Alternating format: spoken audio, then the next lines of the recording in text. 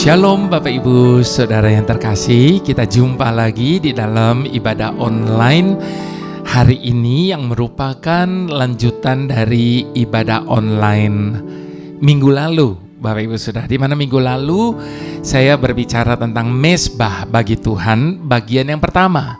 Nah, kali ini Bapak Ibu Saudara, saya akan melanjutkannya dengan mesbah bagi Tuhan bagian yang kedua, Bapak Ibu Saudara. Kalau Bapak Ibu Saudara masih ingat, minggu lalu kita membahas dan belajar banyak dari hamba-hamba Tuhan yang mendirikan mesbah bagi Tuhan, yaitu Kain dan Habil, begitu juga dengan Nuh, Bapak Ibu Saudara. Nah, pada waktu kita mempersembahkan persembahan korban kepada Tuhan, ada yang diterima, ada yang tidak. Kita ingat bahasan mengenai Kain dan Habil, Bapak Ibu Saudara. Jadi tidak semua persembahan kita diterima di hadapan Tuhan, tetapi Bapak Ibu Saudara, ada persyaratan yang harus kita penuhi pada saat kita mempersembahkan korban persembahan kita di mesbah bagi Tuhan. Nah, Bapak Ibu Saudara, setiap kita harus mempunyai mesbah persembahan karena kita harus memberikan, menyalipkan kedagingan kita atau memotong kedagingan kita, istilah saya minggu lalu Bapak Ibu Saudara, kedagingan, ambisi, marah, kemarahan dan sebagainya. Bapak Ibu Saudara bisa buka lagi ibadah online yang minggu lalu Bapak Ibu Saudara untuk merefresh apa yang dibahas, karena ini merupakan lanjutan. Nah, di dalam lanjutan kali ini saya juga akan membahas, kita belajar lagi dari hamba-hamba Tuhan lainnya. Kalau yang lalu dari Kain dan Habil, nah maka kali ini kita mau belajar dari hamba-hamba Tuhan lainnya. Mari kita satukan hati terlebih dahulu, kita berdoa mohon tuntunan Tuhan. Bapak, terima kasih kalau hari ini kami boleh berjumpa kembali dan kami boleh melanjutkan bahasan mengenai mesbah bagimu Tuhan. Kami percaya inilah yang Engkau tunggu-tunggu dari setiap kami ketika kami boleh mempersembahkan mesbah bagimu Tuhan, atas apa yang kami mau persembahkan bagimu yang berkenan, yang Engkau terima dan menyukakan hatimu Tuhan. Biarlah kami boleh belajar selama 2 minggu ini untuk kami boleh mempersembahkan sesuatu yang berharga, sesuatu yang Engkau berkenan atasnya. Terima kasih Tuhan, sertai kami, berikan kami hikmat marifat untuk kami boleh memahami lebih jauh dari apa yang disampaikan. Terima kasih Tuhan, dalam nama Tuhan Yesus kami berdoa dan kami mau mengucap syukur bersama-sama. Haleluya, amin. Baik Bapak Ibu Saudara, seperti halnya minggu lalu, saya tidak memulai dengan membaca firman Tuhan dulu, karena sekali lagi, karena kita belajar dari part by part Bapak Ibu Saudara, jadi firman Tuhannya juga bergantung kepada bagian-bagian yang kita pelajari ini dari hamba-hamba Tuhan yang berbeda-beda Bapak Ibu Saudara. Seperti tadi saya katakan bahwa minggu lalu kita belajar dari Kain Habil dan juga kita belajar dari Nuh, maka pada ibadah kali ini kita mau belajar lagi dari hamba Tuhan lainnya. Nah, Bapak Ibu Saudara, siapa hamba Tuhan yang kita mau pelajari kali ini? Yaitu Abram, Bapak Ibu Saudara. Kalau yang pertama kemarin, ke satu, kedua, maka sekarang yang ketiga. Yang ketiga, Bapak Ibu Saudara, kita mau belajar dari apa yang dilakukan oleh Abram. Nah, kita baca Kejadian 12 ayat 1 sampai 9. Mari kita buka dulu firman Tuhannya deh Bapak Ibu Saudara ya. Kejadian 12. Kejadian 12 ayatnya yang pertama sampai ke 9. Abram dipanggil oleh Tuhan. Berfirmanlah Tuhan kepada Abram, pergilah dari negerimu, dari sanak saudaramu, dan dari rumah bapakmu ini ke negeri yang akan kutunjukkan kepadamu. Aku akan membuat engkau menjadi bangsa yang besar dan memberkati engkau serta membuat namamu masyhur, dan engkau akan menjadi berkat. Aku akan memberkati orang-orang yang memberkati engkau dan mengutuk orang-orang yang mengutuk engkau, dan olehmu semua kaum di muka bumi akan mendapat berkat. Amin, Bapak Ibu Saudara. Lalu pergilah Abram seperti yang difirmankan Tuhan kepadanya, dan Lot pun ikut bersama-sama dengan dia. Abram berumur 75 tahun ketika ia berangkat dari Haran. Abram membawa Sarai, istrinya, dan Lot anak saudaranya, dan segala harta benda yang didapat mereka dan orang-orang yang diperoleh mereka di Haran. Mereka berangkat ke tanah Kanaan lalu sampai di situ. Abraham berjalan melalui negeri itu sampai ke suatu tempat dekat Sikem, yakni pohon tarbantin di More. Waktu itu orang Kanaan diam di negeri itu. Ketika itu Tuhan menampakkan diri kepada Abram dan berfirman, "Aku akan memberikan negeri ini kepada keturunanmu." Maka didirikannya di situ mezbah bagi Tuhan yang telah menampakkan diri kepadanya. Kemudian ia pindah dari situ ke pegunungan di sebelah timur Betel. Ia memasang kemahnya dengan Betel di sebelah barat dan Ai di sebelah timur. Lalu ia mendirikan di situ mezbah bagi Tuhan dan memanggil nama Tuhan. Sesudah itu Abram berangkat dan makin jauh ia berjalan ke tanah Negeb. Bapak Ibu Saudara, di ayat yang ke-7 tadi jelas di sini dikatakan apa? Ketika itu Tuhan menampakkan diri kepada Abram dan berfirman, "Aku akan memberikan negeri ini kepada keturunanmu." Maka didirikannya di situ mezbah bagi Tuhan yang telah menampakkan diri kepadanya. Bapak Ibu Saudara, sejak awal Bapak orang beriman, yaitu Abraham, telah meneladani kepada semua orang beriman untuk membangun mezbah. Ketika Tuhan menampakkan diri dan berfirman bahwa ia akan memberikan negeri Kanaan kepada Abraham, maka respon tindakan pertama yang Abraham lakukan adalah membangun mezbah. Abraham mengorbankan domba yang disembelih dan dibakar di atas mezbahnya sebagai bukti syukur dan penyembahan Abraham kepada Tuhan yang telah menampakkan diri dan berfirman serta memberikan janji yang sangat berharga dan mulia.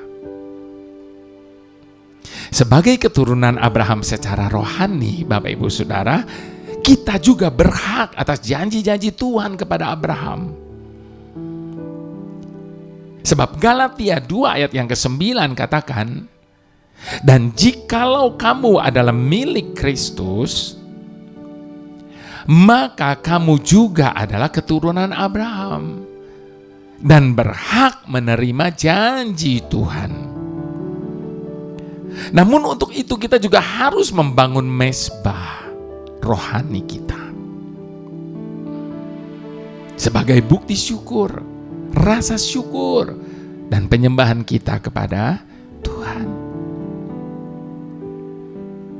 Dalam mezbah rohani kita, Bapak Ibu Saudara, yang dikorbankan seperti minggu lalu saya katakan, yaitu kedagingan kita. Semua bentuk hawa nafsu, kemarahan, kebencian, sakit hati, ketamakan, cinta uang, semua itu harus berani kita potong dan letakkan di mezbah Tuhan. Orang Kristen yang membangun mezbah adalah orang Kristen yang berani menyangkali kedagingannya. Walaupun ia sangat menyukainya. Mungkin itu dalam bentuk tabiat. Mungkin itu dalam bentuk kelemahan. Mungkin itu dalam bentuk naluri dosa. Mungkin itu dalam bentuk kenajisan, hawa nafsu, kecenderungan jahat. Mungkin itu dalam bentuk keserakahan, amarah, Mungkin itu dalam bentuk kebencian, dendam, dan lain sebagainya.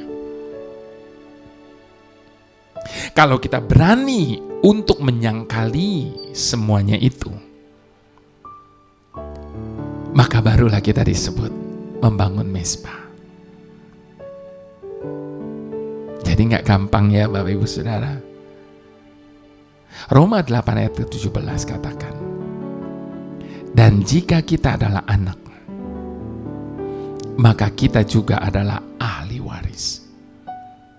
Maksudnya, orang-orang yang berhak menerima janji-janji Tuhan, yang akan menerima bersama-sama dengan Kristus, yaitu jika kita menderita bersama-sama dengan Dia, supaya kita juga dipermuliakan bersama-sama dengan Dia. Itu yang ketiga. Sekarang kita belajar yang keempat. Kita mau belajar dari siapa? Elia. Pada bagian yang keempat ini, yang terakhir, kita mau belajar dari Elia. Dari apa yang dilakukan oleh Elia. Di dalam kitab 1 Raja-Raja 18 ayat ke-30, Bapak Ibu Saudara, dikatakan, kata Elia kepada seluruh rakyat itu, datanglah dekat kepadaku. Maka mendekatlah seluruh rakyat itu kepadanya. Lalu ia memperbaiki mezbah Tuhan yang telah diruntuhkan itu. Jadi sekali lagi kita berbicara tentang mezbah Tuhan. Lalu ia memperbaiki mezbah Tuhan yang telah diruntuhkan itu. Bapak Ibu Saudara, pada waktu itu Elia sedang menantang nabi-nabi Baal untuk menunjukkan siapa yang lebih berkuasa dan siapa yang harus disembah. Baal atau Tuhannya bangsa Israel. Karena saat itu orang Israel masih menyembah Baal, ada mezbah korban yang berupa lembu yang diberi kayu api dan tanpa api. Dan 450 nabi Baal yang ditantang Nabi Elia untuk berdoa meminta kepada Baal agar menurunkan api yang membakar korban mereka. Jika ada api yang turun dan membakar korban mereka, maka orang Israel dipersilakan untuk menyembah Baal. Ini dealnya nih Bapak Ibu Saudara. Tetapi jika tidak, Elia yang akan mempersembahkan korban dan berdoa meminta Tuhan menurunkan api untuk membakar korban. Maka orang Israel diminta untuk melihat Tuhan mereka yang masih hidup dan berkuasa. Lalu terjadilah tantangan itu.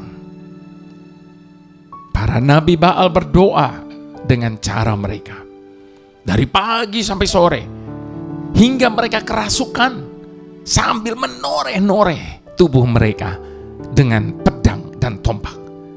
Hingga berdarah-darah.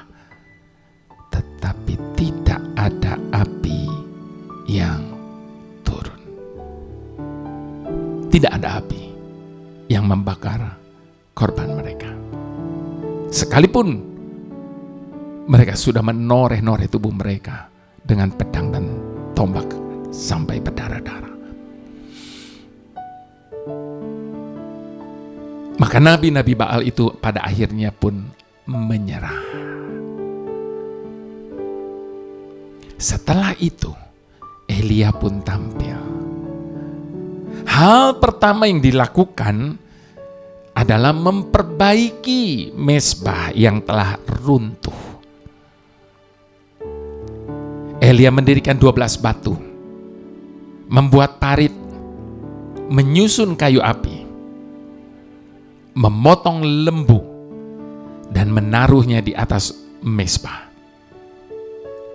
Lalu ia menyiram mezbah itu dengan 4 buyung air sebanyak 3 kali. Sehingga air mengalir ke sekeliling mezbah dan parit pun penuh dengan air. Lalu Elia berdoa kepada Tuhan. Ia meminta Tuhan menjawabnya, supaya orang Israel bertobat dan kembali kepada Tuhan. Lihat, tujuan Elia ini adalah mulia. Bukan untuk gagah-gagahan, bukan soal menang kalah, tetapi dia ingin supaya orang Israel bertobat dan kembali kepada Tuhan. Permohonan doa semacam ini mana mungkin Tuhan tolak? Kenapa selama ini mungkin banyak permohonan doa kita tidak terjadi? Karena doa kita itu doa yang egois mungkin, Bapak Ibu Saudara. Tapi kalau Elia berdoa seperti ini, mana mungkin Tuhan menolaknya? Tujuannya agar orang Israel bertobat dan kembali kepada Tuhan. Dan Tuhan pun menjawab Elia. Lalu turunlah api Tuhan, menyambar habis korban bakaran, kayu api, batu, dan tanah itu. Bahkan air yang dalam parit pun habis dijilatnya.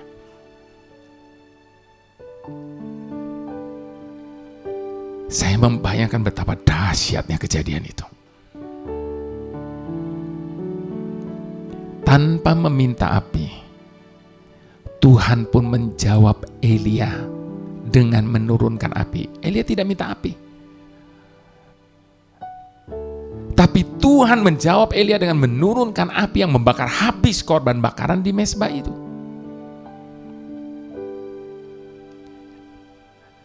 Ada kuasa yang tetap sama yang akan Tuhan lakukan jika saja kita membangun kembali mezbah kita yang telah runtuh. Mungkin hari-hari ini mezbah kita telah runtuh, yaitu pertobatan kita mungkin telah runtuh. Setelah bertobat kita kembali lagi kehidupan lama kita yang sia-sia. Mungkin ibadah-ibadah kita telah runtuh, Bapak Ibu Saudara, sebab ibadah-ibadah kita tidak murni lagi. Kita beribadah hanya sebagai absensi, kewajiban. Bahkan doa, pujian, dan penyembahan kita mungkin yang selama ini juga sudah runtuh. Hanya sekedar lip service, tidak keluar dari dasar hati kita. Mezbah-mezbah kita mungkin sudah runtuh selama ini.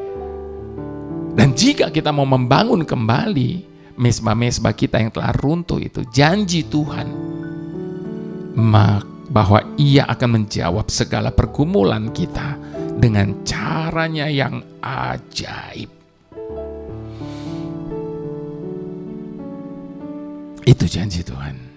Ketika kita membangun kembali mezbah-mezbah yang telah runtuh, Tuhan akan berkenan dengan semua korban yang kita persembahkan. Sebab kasih dan kuasa Tuhan tetap sama, dulu, sekarang, dan selama-lamanya. Sebagaimana dikatakan di dalam kitab Ibrani 13 ayat 8, Yesus Kristus tetap sama, baik kemarin maupun hari ini, dan sampai selama-lamanya. Mari kita nyatakan kerinduan kita untuk membangun kembali mezbah kita yang telah runtuh selama ini. Di tengah-tengah kesibukan kami tidak memberi waktu bagimu. Di tengah-tengah ketakutan dan keraguan kami akan masalah yang akan terjadi, kami sibuk dengan usaha dan mengatasi semuanya dengan usaha dan kekuatan kami sendiri. Di tengah-tengah tekanan dan himpitan yang kami alami, kami bahkan melarikan diri dan menjauh darimu, karena menganggap Engkau bahkan tidak adil kepada kami. Kami mencari suara-suara lain sebagai nasihat bagi kami untuk menghadapi, mengatasi, dan menyelesaikan semua masalah yang kami hadapi. Dan kami menutup telinga atas kasih, nasihat, tuntunan-Mu Tuhan. Kami tidak pernah memberi kesempatan kepadamu untuk menyatakan isi hati-Mu, nasihat-Mu, dan rencana-Mu atas hidup kami. Maafkan kami Tuhan atas kesalahan fatal yang kami buat, sehingga kami merasa Engkau begitu jauh. Tarik kami kembali mendekat kepadamu. Bawa kami masuk hadirat-Mu Tuhan. Sebab kami yakin hanya di hadirat-Mu kami merasakan ketenangan, sukacita, dan damai sejahtera. Hanya di hadirat-Mu kami beroleh nasihat, kekuatan, dan kemenangan. Lalukan mata kami dari melihat hal yang sia-sia. Tutup telinga kami dari pendengaran kami, dari mendengar perkataan yang bukan dari-Mu.